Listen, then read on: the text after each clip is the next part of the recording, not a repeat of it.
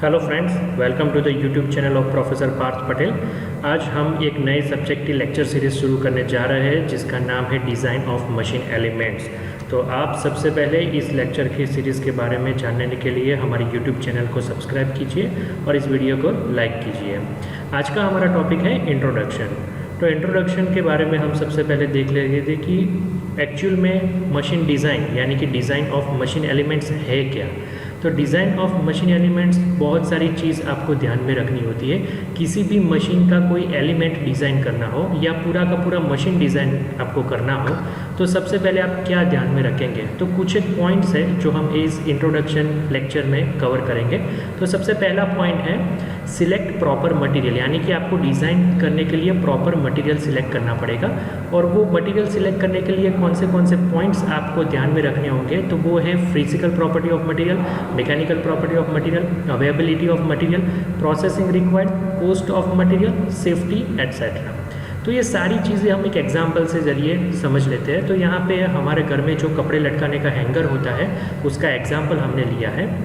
तो एक एग्जाम्पल के ज़रिए हम प्रॉपर मटेरियल सिलेक्ट करने में ये सारे फैक्टर कैसे काम करते हैं वो देख लेते हैं। तो सबसे पहले है फिजिकल प्रॉपर्टी। फिजिकल प्रॉपर्टीज़ में इंक्लूड होता है लस्टर यानी कि shine of a material, colour, material का साइज़, शेप, उसकी डेंसिटी यानी कि वो पर्टिकुलर कंपोनेंट में वेट कितना होगा, मेल्टिंग पॉइंट यानी कि वो हाई टेम्परेचर पे आपको वो कंपोनेंट वर्क करने वाला है या नॉर्मल टेम्परेचर पे वर्क करने वाला है, इलेक्ट्रिक एंड थर्मल कंडक्टिविटी, जैसे कि अगर आप कोई केबलिंग कर रहे हैं तो उसकी इलेक्ट्रिकल कंडक्टिविटी की प्रॉपर्टी आपको खास ध्यान में रखनी पड़ेगी। तो ये सारे फिजिकल प्रॉपर्टीज़ हैं जो ध्यान में रखनी होगी मटेरियल का सिलेक्ट करने के लिए कोई भी कंपोनेंट डिज़ाइन में। तो यहाँ पे 3 अलग अलग टाइप के हैंगर्स आपको दिख रहे होंगे। फर्स्ट वाला है प्लास्टिक का है, सेकंड वन है वो मेटल वायर से बनाया हुआ है और थर्ड वन जो है वो एक लकड़ी का बना हुआ है। तो ये सब अलग अलग क्यों बनाए हैं, सभी का फंक्शन तो सेम है, सभी का ऑलमोस्ट शेप और साइज़ भी सेम है, लेकिन मटेरियल अलग अलग है। तो ये सारे मटेरियल अलग अलग क्यों चूज़ किए हैं। तो ये फर्स्ट वाला है फिजिकल प्रॉपर्टी के ध्यान में रखते हुए अगर बात करें तो फर्स्ट वाला प्लास्टिक का बनाया हुआ है। प्लास्टिक में आप जानते हैं कि हम अलग अलग कलर वेराइटीज़ के ये हैंगर्स बना सकते हैं, मतलब कि अलग अलग आपके जो भी कस्टमर है, आप वुमन है, मैन है, चिल्ड्रन है, गर्ल है, बॉय है, उस हिसाब से आप कलर अलग अलग प्रोवाइड कर सकते हैं। तो आपका कस्टमर ग्रुप बनेगा अलग अलग कलर के ऊपर से। तो प्लास्टिक में आप अलग अलग कलर के हैंगर्स बना सकते हैं। सेकंड वाला वो मेटल का है, ज़्यादातर एल्यूमिनियम और स्टील का इसमें ज़्यादा से इस्तेमाल होता है। तो इसमें आप कलर ज़्यादा वेरिएशन नहीं रख सकते। अगर आप ऊपर से कोटिंग करेंगे कलर का तो वो भी ज़्यादा देर तक नहीं रहता, वो भी निकल जाता है। तो इसमें ज़्यादा कलर वेराइटीज़ नहीं मिलेगी। तो लेकिन इसमें है क्या, तो इसमें है इसकी फिजिकल प्रॉपर्टी के रूप में आप इसका साइज़, इसकी जो साइज़ या शेप हमने बनाया हुआ है उसको अगर हम हीट ट्रीटमेंट कर दें तो इसका शेप चेंज नहीं होगा। जहाँ कि आप जानते हैं कि अगर प्लास्टिक का अगर हैंगर होगा तो वो फ्लेक्सिबल होगा, उसको आप दबाएंगे तो उसका शेप चेंज करेगा, लेकिन मेटल वायर का अगर बना होगा तो वो शेप चेंज नहीं करेगा। तो ये फिजिकल प्रॉपर्टी में डिफरेंस है दोनों के हैंगर के बीच में।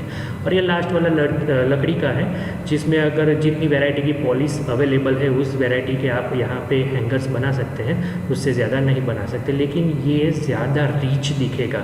अगर आप किसी अच्छे शोरूम में जाओगे तो आपको इस टाइप के हैंगर्स मिलेंगे, या कोई होटल में जाओगे तो इस टाइप के हैंगर्स मिलेंगे जो रीच फील आपको कराएगा। तो ये सब फिजिकल प्रॉपर्टी है मटेरियल सिलेक्ट करने के लिए। दूसरी है मैकेनिकल प्रॉपर्टी। तो मैकेनिकल प्रॉपर्टी में बहुत सारी प्रॉपर्टीज़ अवेलेबल हैं। आपका कंपोनेंट कैसा फंक्शन करने वाला है उस हिसाब से आप ये मटेरियल सिलेक्ट करेंगे। जैसे कि ये मेटल वायर से बना हुआ हैंगर है, उसको आपको इस शेप में ढालना पड़ेगा। इस शेप में कब ये डाल या बेंड होके इसको इस शेप में ढालना पड़ेगा, कब ये होगा, अगर उसके पास डक्टाइलिटी प्रॉपर्टी होगी, यानी कि वो डक्टाइल होगा, वो मुड़ सकेगा अपने जो शेप आप देना चाहते हो उस शेप में अगर वो मुड़ पाएगा तो ही आप वो मेटल का इस्तेमाल कर सकते हैं। तो यहाँ पे ऐसी मैकेनिकल प्रॉपर्टीज़ भी आपको ध्यान में रखनी होगी मटेरियल सिलेक्ट करते वक्त। जैसे कि प्लास्टिक है तो प्लास्टिक इंजेक्शन मोल्डिंग मशीन से ये हैंगर बनता है, तो अगर ये हाई टेम्परेचर पे मेल्ट होकर लिक्विड हो जाए और इंजेक्शन मोल्डिंग मशीन में वापस से वो सॉलिड फॉर्म में आ जाए, ऐसी इसकी प्रॉपर्टी है, तो आप इसको इस तरह से यूज़ कर सकते हैं। तो मैकेनिकल प्रॉपर्टीज़ भी आपको ध्यान में रखनी होगी प्रॉपर मटेरियल सिलेक्ट करने के लिए। तीसरी चीज़ है अवेलेबिलिटी ऑफ मटेरियल, यानी कि मटेरियल कितना इजीली अवेलेबल है। कुछ प्रोसेसिंग उस पर करनी पड़ती है, जैसे कि अगर आपको एलॉय यूज़ करना है तो एलॉय ऐसे नेचुरल फॉर्म में तो अवेलेबल होता नहीं है, उसके ऊपर कुछ एक प्रोसेसिंग आप उसका मिक्सचर करेंगे, कुछ और मेटल उसमें इंसर्ट करेंगे और उसके बाद एलॉय बनाएंगे, तो उसकी कॉस्ट भी बढ़ जाती है, इजीली अवेलेबल भी नहीं है, प्रोसेसिंग भी रिक्वायरमेंट। अगर आप कोई सोफिस्टिकेटेड कंपोनेंट बनाना चाहते हैं तो वो सोफिस्टिकेटेड कंपोनेंट के लिए स्पेशल मटेरियल चाहिए होगा, फिर वो हार्डली अवेलेबल है तो भी चलेगा। जैसे कि इसरो वगैरह में स्पेस में अगर जो कोई रॉकेट है या सैटेलाइट है जाता है, उसमें गोल्ड भी इस्तेमाल करते हैं, हार्डली अवेलेबल है फिर भी वहाँ पे कंपोनेंट के इस्तेमाल गोल्ड भी वहाँ पे करते हैं, क्योंकि वो एक सोफिस्टिकेटेड डिज़ाइन है। तो इस तरह से आप अवेलेबिलिटी ऑफ मटेरियल और आपके कंपोनेंट की रिक्वायरमेंट के हिसाब से भी मटेरियल चूज़ कर सकते हैं। उसके बाद है प्रोसेसिंग रिक्वायर्ड। प्रोसेसिंग होती है प्री प्रोसेसिंग, पोस्ट प्रोसेसिंग और कॉम्प्लेक्सिटी ऑफ प्रोसेसिंग मेथड। जैसे कि प्री प्रोसेसिंग तो आपको मटेरियल डायरेक्ट यूज़ नहीं कर सकते, आपको उसके कुछ प्री प्रोसेसिंग करना होगा, उसके बाद ही वो मटेरियल यूज़ कर सकते हैं। पोस्ट प्रोसेसिंग, जैसे कि ये फर्स्ट वाला प्लास्टिक का है, वो एक बार इंजेक्शन मोल्डिंग में से बाहर आ गया तो उसके कुछ आसपास से रेसे निकले होंगे जिसको आपको कट करना पड़ेगा, तो ये है पोस्ट प्रोसेसिंग। सिमिलरली ये वायर का है तो पहले डक्टाइल मटेरियल होगा, उसको इस शेप में ढालने के बाद आपको हीट ट्रीटमेंट देना होगा ताकि वो अपना शेप टकाए रखे, वरना तो वो बेंड हो जाएगा, उसका कोई मतलब नहीं रहेगा। तो उस तरह से पोस्ट प्रोसेसिंग भी रखनी पड़ेगी। और ये लकड़ी का है तो लकड़ी के ऊपर भी आपको उसको फिनिशिंग अच्छे से देना पड़ेगा, उसके ऊपर पॉलिशिंग करना पड़ेगा या फिर कोई भी लेमिनेट उसके ऊपर चढ़ाना पड़ेगा, तो ये पोस्ट प्रोसेसिंग होती है। पोस्ट प्रोसेसिंग की या प्रोसेसिंग की कॉम्प्लेक्सिटी के हिसाब से भी आप मटेरियल चूज़ कर सकते हैं।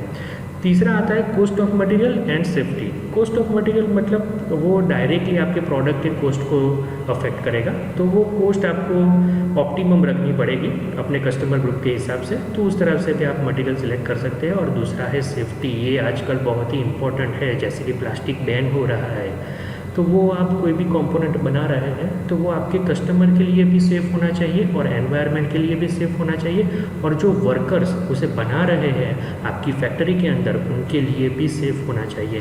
तो ये कुछ एक कंपोनेंट्स है जिसका आपको ध्यान रखना चाहिए प्रॉपर मटेरियल सिलेक्ट करने के लिए। प्रॉपर मटेरियल सिलेक्ट करना डिज़ाइन में बहुत ही ज़्यादा इम्पॉर्टेंट है, इसलिए आपको बहुत सारी वैरायटी के मटेरियल की और उसकी प्रॉपर्टी की बहुत अच्छे से जानकारी होनी चाहिए। अब नेक्स्ट चीज़ है डिज़ाइन में ध्यान रखने की, वो है dimension and shape of components. तो dimension of shape of components किस हिसाब से अफेक्ट करते हैं, तो एडिक्वेट स्ट्रेंथ अगर एलिमेंट में चाहिए तो उसके लिए डायमेंशन आपको फाइंड करने पड़ेंगे। अगर आपके कंपोनेंट को किसी स्पेसिफाइड स्पेस में आपको फिक्स करना है तो उस स्पेस अवेलेबल है उस हिसाब से भी डायमेंशन चेंज करने पड़ेंगे। अगर कुछ डायमेंशन आपको इस हिसाब से चेंज करने के कि वो कंपोनेंट आप जिस पर्पस के लिए बना रहे हैं वो पर्पस सर्व करता है कि नहीं, और कुछ एस्थेटिकली यानी कि वो लुक में अच्छा होना चाहिए और ऑर्गेनोमिकली यानी कि वो यूज़ करने में इजी होना चाहिए, उस हिसाब से आप कंपोनेंट के शेप चेंज करते हैं। और दूसरा है शेप आप चेंज करते हैं उसको एडिशनल स्ट्रेंथ देने के लिए। एडिशनल स्ट्रेंथ देने के लिए भी शेप आपको चेंज करना होगा। इस सब फैक्टर्स जो है वो आपको कंपोनेंट के डिज़ाइन और शेप को डिसाइड करने में हेल्प करेगा। तो ये भी हम एक एग्जांपल से देख लेते हैं। सेम एग्जांपल है हैंगर्स वाला, फर्स्ट वाला जो है लकड़ी का है और आप देख सकते हैं उसके नीचे एक वायर बैंड करके 2 क्लिप्स लगाए हुए हैं। आप किसी भी मॉल में या शोरूम में शॉपिंग करने जाएंगे तो इस तरह के हैंगर्स आपको वहाँ पे मिलेंगे। ये क्लिप्स इसलिए होते हैं कि वो कंपोनेंट आप इजीली हैंगर में से निकाल सके और वापस इजीली हैंगर में लटका सके। किसी भी साइज़ और शेप का क्यों, किसी भी कमर साइज़ का पैंट हो वो इस हैंगर में इजीली फिट हो जाएगा। तो ये कुछ शेप में चेंज किया हुआ है हैंगर के, वो है डायमेंशन या शेप चेंज किया हुआ है कंपोनेंट का हमारी एडिशनल रिक्वायरमेंट को फुलफिल करने के लिए। सेम आप यहाँ पे भी देख सकते हैं, यहाँ पे ये जो क्लिप के बीच का जो डिस्टेंस है उसे भी आप अल्टर कर सकते हैं। तो ये भी एक मॉडिफिकेशन है डिज़ाइन का, जो आपकी रिक्वायरमेंट जैसे जैसे चेंज होगी वैसे वैसे कंपोनेंट में आपको नया नया फंक्शनिंग ऐड करना पड़ेगा और वो फंक्शनिंग सारा का सारा कस्टमर के ऊपर डिपेंड होगा कि कस्टमर को वो कैसा चाहिए। तो यहाँ पे आप देख सकते हैं कि मेटल वायर का बनाया हुआ है जो कि काफ़ी मजबूत होता है और उसके ऊपर क्लिप्स है। ये क्लिप्स भी रिप्लेसेबल है, अगर क्लिप टूट जाए तो आप नई क्लिप्स डाल सकते हैं, पूरा हैंगर खरीदने की ज़रूरत नहीं है। तो ये कुछ मॉडिफिकेशंस होते हैं, उस हिसाब से कंपोनेंट के डायमेंशन और कंपोनेंट का शेप डिसाइड होता है। कुछ कंपोनेंट ऐसे होते हैं कि जिसको अवेलेबिलिटी ऑफ शेप के साइज मतलब अवेलेबिलिटी ऑफ स्पेस के हिसाब से डिज़ाइन करना पड़ता है। कि जहाँ पे आप यहाँ पे देख सकते हैं एक हैंगर है कि उसमें अलग अलग शर्ट लटकाए हुए हैं हॉरिजॉन्टली। अगर साइज़ आपके कपबोर्ड का कम है तो आपको नया डिज़ाइन लाना पड़ेगा, और नया डिज़ाइन यहाँ पे ये है कि आप इस हैंगर को वर्टिकली भी लटका सकते हैं। तो बहुत ही कम जगह में बहुत सारे शर्ट आप यहाँ से इस तरह से लगा सकते हैं। तो ये डे टू डे डिज़ाइन में वेरिएशन आता है, और वो वेरिएशन डायमेंशन और शेप में क्यों आता है उसके कुछ फैक्टर यहाँ पे लिस्टेड किए हुए हैं।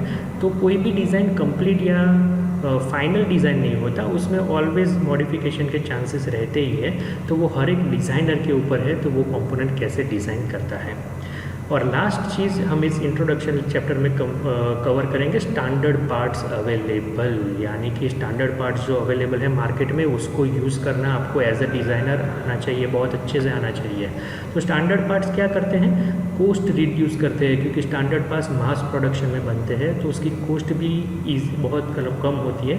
तो मार्केट में ऐसे स्टैंडर्ड पार्ट्स अवेलेबल है तो वो डायरेक्ट स्टैंडर्ड पार्ट्स आप ले लीजिए आपके मशीन के लिए, वो ज़्यादा बेहतर होगा। आप अपने फैक्ट्री में खुद कंपोनेंट्स बनाएं उससे ज़्यादा। To make machine acceptable everywhere, आपका मशीन पूरे वर्ल्ड में कहीं पे भी एक्सेप्टेबल होना चाहिए, क्योंकि उसके कंपोनेंट जो है वो स्टैंडर्ड हो गए तो रिप्लेसेबल उसका इजीली होगा, मेंटेनेंस इजीली होगा। तो कोई भी कहीं भी वर्ल्ड के किसी भी कोने में आपका वो मशीन है वो इजीली आप सेल कर सकते हैं। दूसरा है टू कीप मेंटेनेंस ईजी, मतलब कि आपके स्टैंडर्ड पार्ट्स हो गए, अगर कोई पार्ट ख़राब भी हो गया तो उसको इजीली रिप्लेस कर सकते हैं स्टैंडर्ड पार्ट्स के हिसाब से, तो वो भी मेंटेनेंस इजी कर लेगा अगर आपने स्टैंडर्ड पार्ट्स यूज़ किए हैं।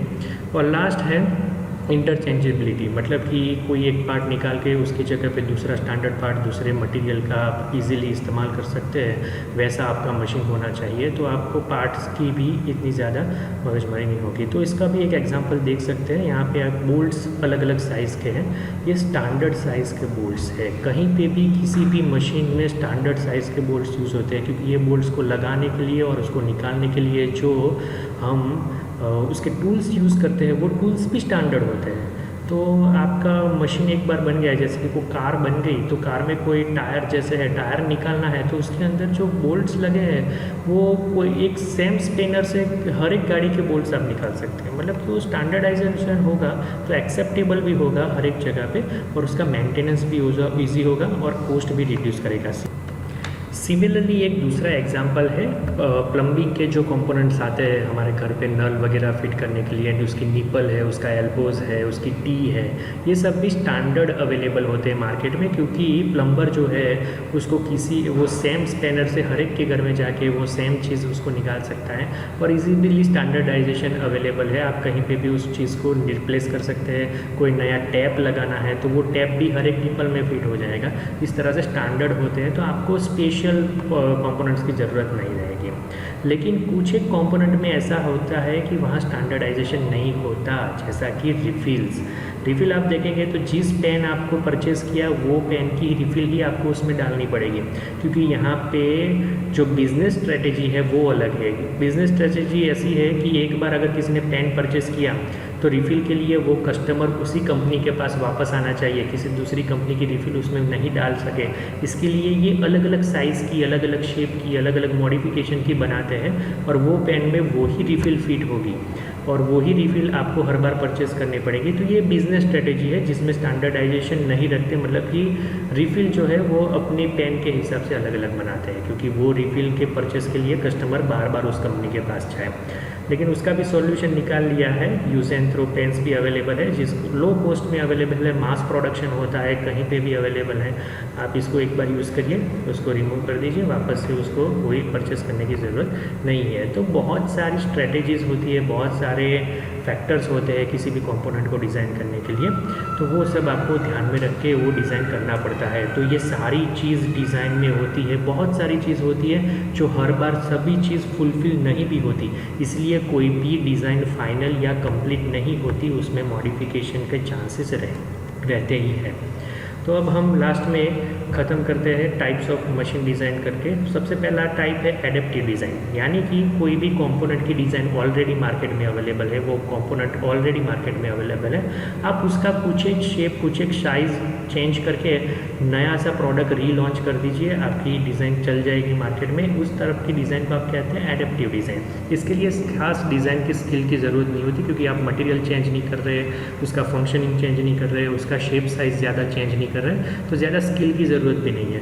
दूसरा होता है डेवलपमेंट डिज़ाइन, यानी कि अगर कोई कंपोनेंट मार्केट में अवेलेबल है और उसका फंक्शनिंग प्रॉपर से नहीं हो रहा, तो वो फंक्शनिंग प्रॉपर करने के लिए आप कुछ स्टेप्स लेते हैं और कुछ नया डिज़ाइन आप बनाते हैं कि वो प्रॉपर फंक्शनिंग करने लगे। उस तरह की डिज़ाइन को डेवलपमेंट डिज़ाइन कहते हैं, यानी कि आपने उसमें कुछ डेवलपमेंट किया है। इस तरह की डिज़ाइन के लिए कुछ टेक्निकल स्किल की आपको ज़रूरत होती है और आपका कंपोनेंट है वो नया डिज़ाइन है वैसा कहलाएगा। और एट द एंड है न्यू डिज़ाइन, यानी कि ऐसा कोई मशीन या कंपोनेंट मार्केट में अवेलेबल ही नहीं है। कस्टमर की नीड आइडेंटिफाई करके आप नया ही कोई कंपोनेंट बनाने जा रहे हैं जो कि मार्केट में अवेलेबल ही नहीं है। इसके लिए बहुत सारी टेक्निकल स्किल, बहुत सारा उसके पीछे वर्क और बहुत सारा टाइम भी लगेगा न्यू डिज़ाइन जो है आपको इम्प्लीमेंट करने के लिए। तो ये कुछ 3 टाइप हैं डिज़ाइन ऑफ मशीन एलिमेंट्स के। तो यहाँ पे हमारा जो इंट्रोडक्शन लेक्चर है वो ख़त्म होता है। ये सारी चीज़ हम हमारे अगले लेक्चर सीरीज़ में स्टेप बाय स्टेप देखेंगे कि कंपोनेंट की डिज़ाइन कैसे होती है, कैसे उसको आप डायमेंशन देते हैं, कैसे उसके लिए मटेरियल सिलेक्ट करते हैं। ये सारी चीज़ें आप इस सब्जेक्ट में पढ़ेंगे।